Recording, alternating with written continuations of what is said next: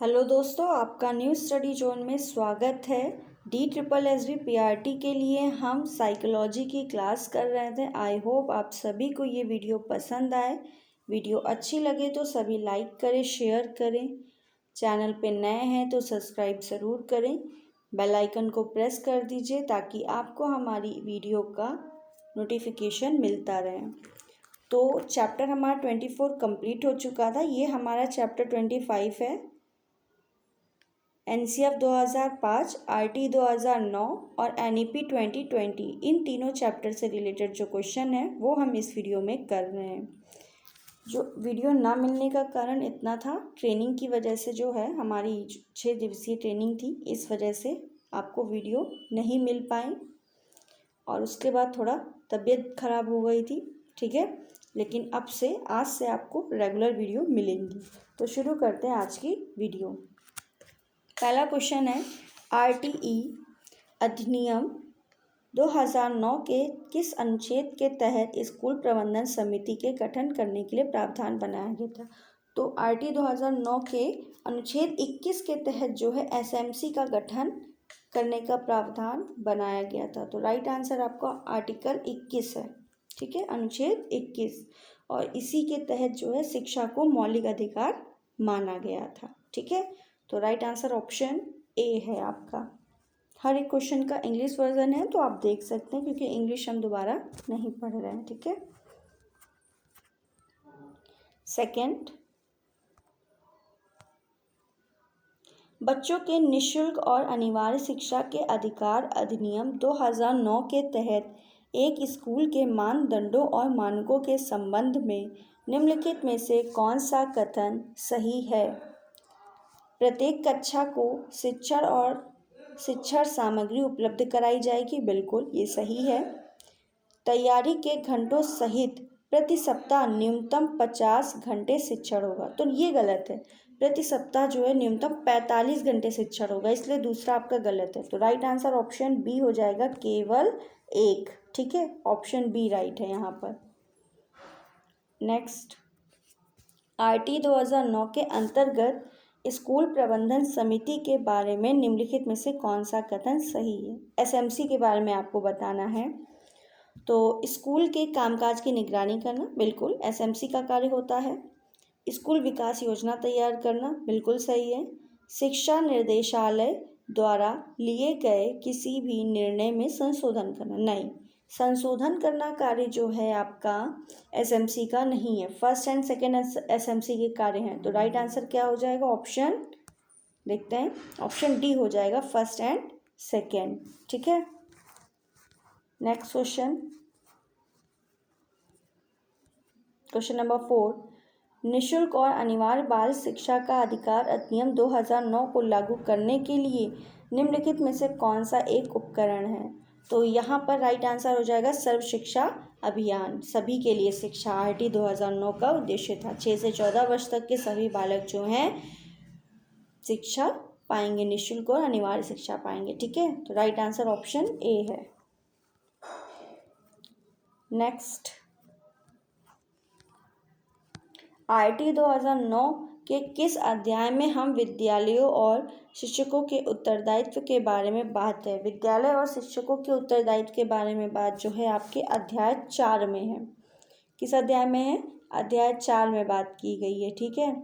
इस अध्याय में जो है आपका प्रवेश लेने के लिए किसी प्रति या व्यक्ति फीस और अनुवीक्षण प्रक्रिया का नहीं होगा, कोई प्रवेश परीक्षा नहीं होगी, प्रवेश से किसी बच्चे को इनकार नहीं किया जाएगा, ठीक है। उसे रोकने या निष्कासन किसी क्लास से ये भी नहीं किया जाएगा। प्राइवेट सरकारी टीचर जो है प्राइवेट ट्यूशन नहीं पढ़ा सकते हैं, ठीक है।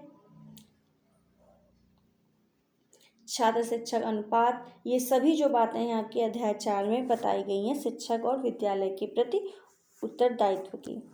नेक्स्ट, तो ऑप्शन ए राइट है। बच्चों के निःशुल्क और अनिवार्य शिक्षा अधिनियम 2009 के तहत उपयुक्त सरकार सभी बच्चों के लिए बचपन की देखभाल और शिक्षा प्रदान करने के लिए आवश्यक व्यवस्था करने के लिए जिम्मेदार है, जब तक कि वे डैश आयु पूरी नहीं कर लेते। तो यहाँ पर होगा जब तक कि वे 6 वर्ष की आयु पूरी नहीं कर लेते, क्योंकि RT 2009 का जो उद्देश्य है वो है 6 से 14 वर्ष तक के आयु के बालक बालिकाओं को निःशुल्क और अनिवार्य शिक्षा प्रदान करना है। ठीक है, तो राइट आंसर ऑप्शन सी है। 7 RT अधिनियम 2009 की मुख्य विशेषताएं क्या है। तो पहला है 1 से 18 वर्ष की आयु के प्रत्येक बच्चे की शिक्षा को मौलिक अधिकार बनाता है। नहीं, RT 2009 जो है 6 से 14 वर्ष तक के बालकों को शिक्षा का मौलिक अधिकार बनाता है, ना कि 1 से 18। तो पहला गलत हो गया। फिर निजी स्कूलों को अपने स्कूल में गरीब बच्चों को कम से कम 25% प्रवेश देना चाहिए। बिल्कुल, जो प्राइवेट स्कूल हैं उसमें जो है आपका जो गरीब बच्चे हैं उनको 25% जो है सीट उनकी होती हैं। ठीक है, प्रवेश देना होगा प्राइवेट स्कूलों को। तो राइट आंसर आपका ऑप्शन कौन सा होगा, सेकंड वाला सही है आपका, यानी कि ऑप्शन डी राइट होगा। ठीक है, केवल 2।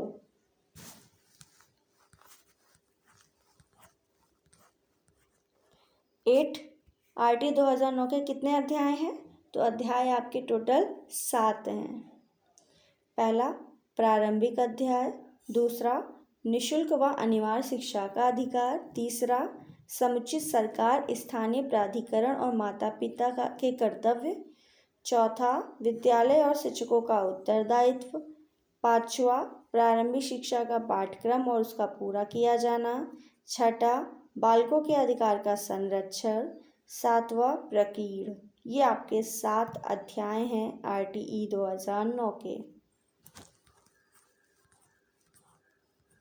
9 नंबर क्वेश्चन, RT 2009 के संदर्भ में कौन सा कथन सही है। तो स्कूल में लड़के और लड़कियों के लिए अलग अलग शौचालय होंगे। बिल्कुल सही है। स्कूल में पर्याप्त संख्या में शिक्षक और कक्षाएं होंगी। बिल्कुल, पर्याप्त संख्या में शिक्षक और कक्षाएं होंगी। 30 बच्चों पे एक शिक्षक होगा। ठीक है, तो आपका यहाँ पर दोनों ही कथन सही है। तो राइट आंसर हो जाएगा आपका सी। 9 का राइट आंसर हो जाएगा option C, first and second दोनों।